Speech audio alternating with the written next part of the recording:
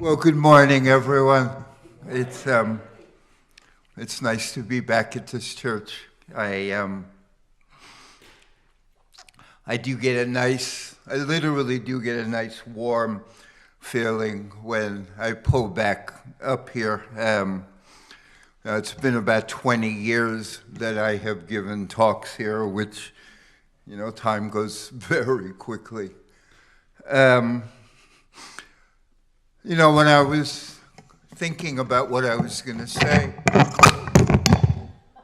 figured I'd start by displaying their system of communication.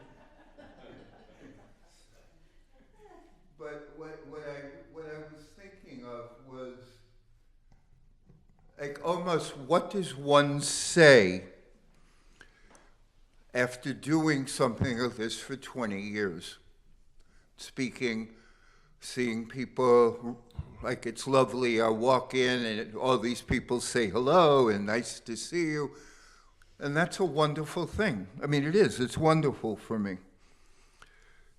But the overarching reality of, I'm going to say, the spiritual journey is how hard it is.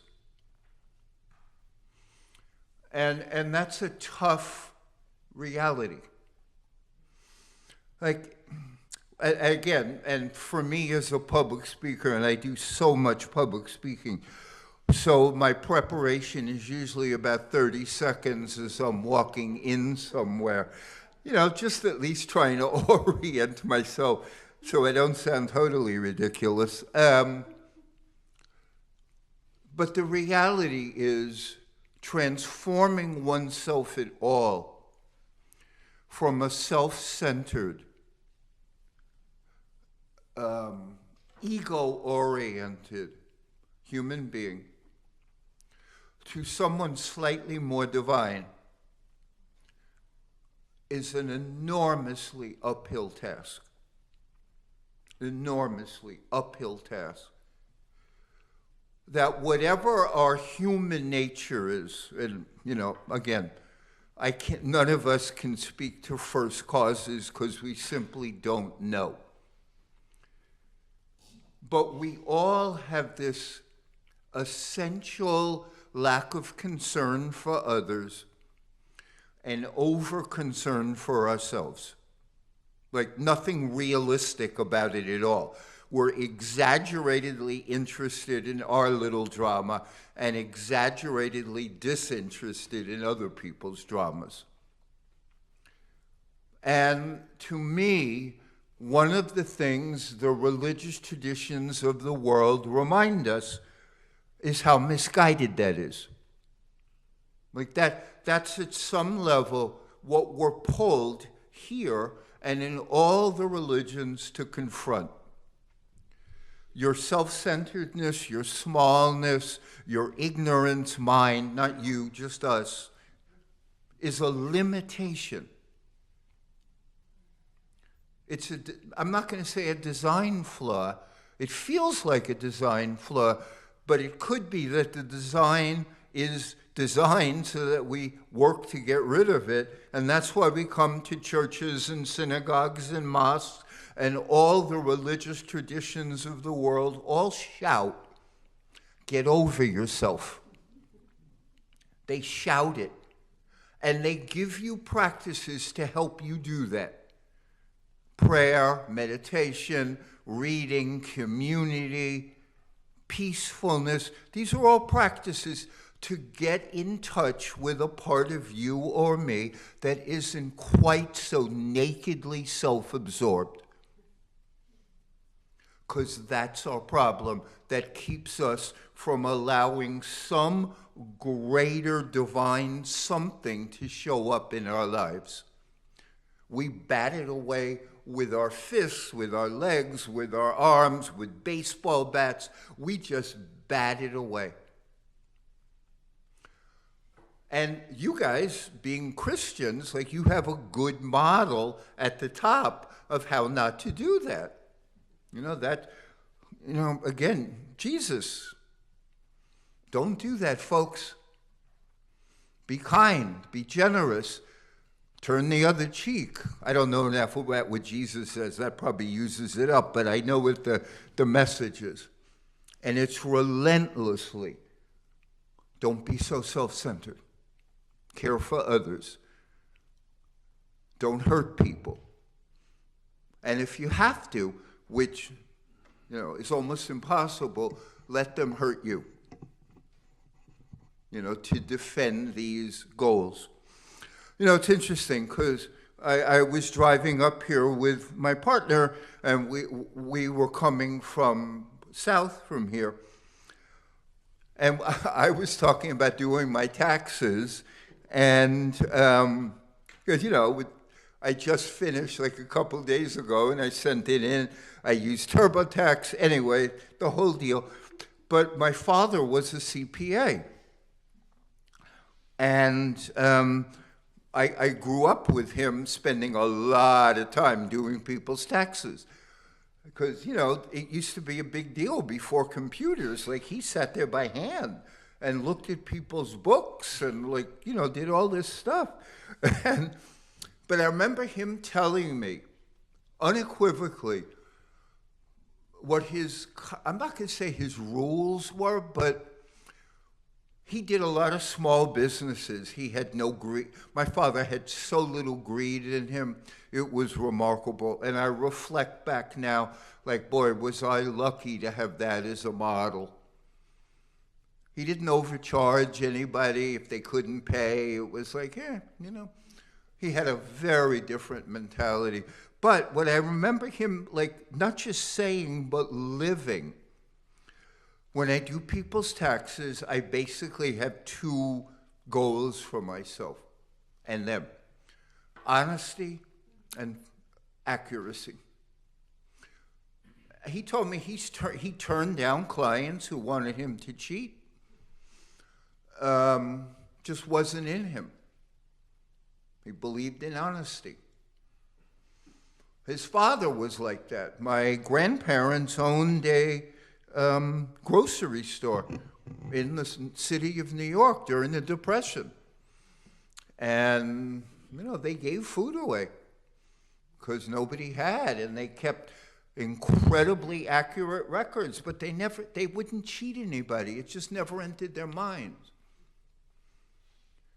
So I look back on that, and these were not religious people, my father nor my grandfather.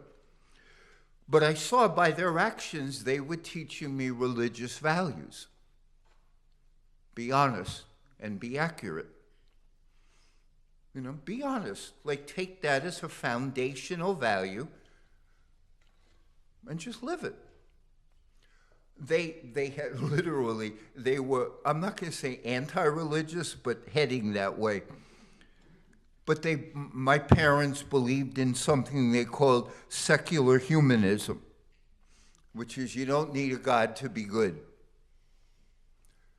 But what I'm getting at is we get these religions, all of them, and again, choosing Christ as the teacher, unequivocally use your words, speech, to tell the truth and to be kind as best you can.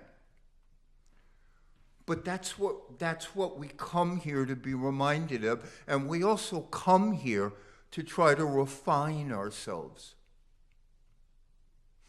Because the message over and over and over and over is the same message. Make choices where you live a little closer to the approximation of spirit than of selfishness. That's the game. That's what eternally religious injunctions have been about.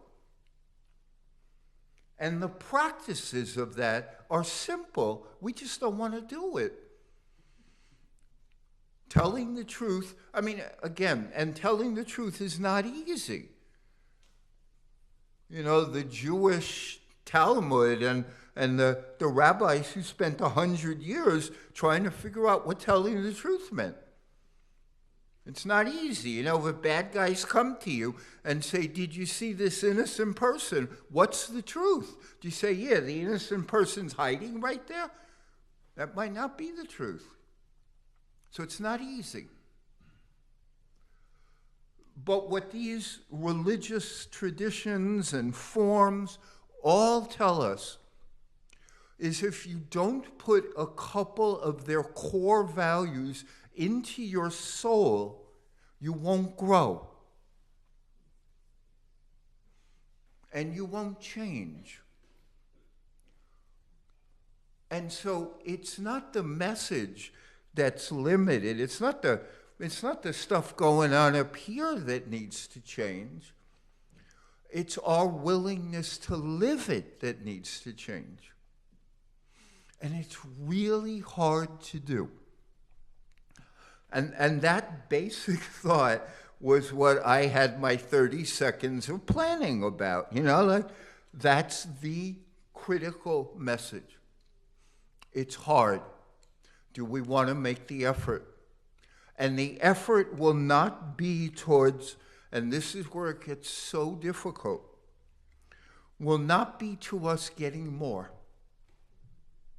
We won't be able to build bigger defenses and have bigger homes and store up to protect ourselves if we live in any way what the religious traditions teach. They don't want us to suffer, and they don't want us to have nothing. But they also remind us that getting more and more and more because you feel unsafe, you're never going to feel safe. There's not enough that you can have that will make you feel safe. And that's their message. But their message is you want to transform yourself to feel safe in some degree because you have a little bit more trust in a higher authority. But you also choose to do the right thing inside of you so that you feel safer in you. That's the psychologist understanding that the religious traditions do, but maybe not strong enough. We're afraid of things because of our consciousness, not because of theirs. I mean, that's too strong. But the more envy you have, the more you get troubled by what other people have. The more greed you have, the more this bothers you and that bothers you. And the more selfishness you have, the more threatened you are. We're all of those things. All of them. But the question is, do we work on them? Do we practice some of the tangible things that our faith shouts at us to practice? You know, again, I'm personally, I like knowing a bit about a couple of different religions because to me, they're all pointing at the same thing. You know, I viewed them more as like different ice cream flavors than any inherent anything, you know, because I can't believe that there's a God out there that favors one path over another. I just can't believe that, nor would I want anything to do with that God. But they all have a kernel of something extraordinary. Now, for me, you know, Jesus says, forgive them and they know not what they do, is an extraordinary kernel. So as a forgiveness teacher, that's always in my mind somewhere, like that there's a beacon out there showing and talking about the essence of forgiveness. Forgive them, they know not what they do. Like that summarizes human wisdom in one sentence. But there's a lot of those. I mean, that's just, in my work, that has sustained me at times. I literally have sat with people and thought to myself, well, you know, and I'm a sarcastic New Yorker. I've sat there with people and said to myself, you know, Jesus could tolerate being crucified. I think you can handle bad service at a restaurant. It's a possibility, but I think you might be able to. I've said this to people in churches. I've not said it to them. I've said it to myself. Like, you might be able to handle a disagreement with your sister-in-law because Jesus was cool with being strung up. Maybe. Just maybe. But that's my using religion. It's like, all right, I could see where, if you're being stalked and under great harm, then maybe you can't handle that. Even if Jesus could handle it, you might not be able to, and there's no harm in that. But the model, the exemplar, it's always there. And we spend, to me, our lifetimes hoping, trying to get closer to that model. And that's what we're here for. And again, I'm marginally religious, but I have a very strong interest in the spiritual. But we're here to get closer to that model because, not just in my belief system, but in my understanding now of the social science literature, the stuff that these people teach, they're right. They're just right. Meditation helps you in multiple ways. Being forgiving is good for your physical and mental health. Optimism trumps pessimism in well-being. Hope is a good thing. Compassion helps everybody. Gratitude is the foundational practice of mental health. All the stuff that the religions promote has been scientifically not proven, but highly suggestive. So they're right. And that's the advantage of the last couple of years. We know they're right. I think more of that should seep into what we say up here. I do, because they're right. We know it in a different way now that they're right. So the only reminder again that I'm up here for, to give you a different voice of the exact same stuff, is practice. Pick something. Practice. Pick something that you're aligned with. Don't pick the stupidest thing. Just pick something that works for you and hold on to it. My father chose honesty. He did. He chose honesty and hard work. Hard work without needing constant praise. He just worked hard. He didn't complain. I mean, his whole generation was like that. Many of you know that. But he chose honesty and hard work. Those are wonderful spiritual disciplines. Just choose something. That's what I go around and remind people as a social scientist. Choose something. Do it. Anyway, as always, I thank you for your time and your attention, and I do appreciate coming here. Thank you very much.